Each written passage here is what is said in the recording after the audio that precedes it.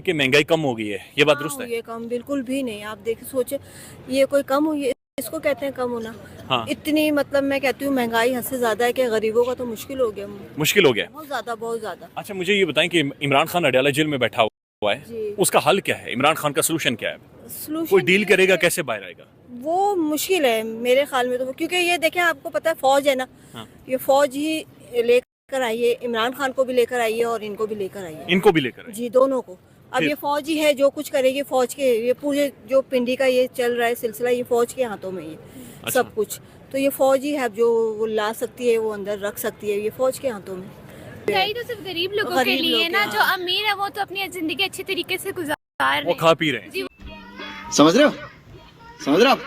समझ रहे हो ना? होंगे जब इमरान खान आएगा। किसके साथ? नहीं उसको छोड़ रही है। खान को? हाँ तो और नहीं, खान का और फौज का मसला क्या है? मसला है ना, उसने उसको हटाया था तो वो अपना इंतकाम ले रहे हैं, और क्या है। अरे कहना क्या चाहते हो? करने वाला खान भाई। अच्छा, जी जी, डील नहीं करेगा, वो डील नहीं करेगा। डील नहीं करेगा। फड्डा किसका पड़ा हुआ है? खान का या नवाज शरीफ का है, या हुकूमत का है, या खान का और फौज का है? ये फड्डा पड़ा हुआ है खान का और फौज का। खान का और फौज का? जी जी।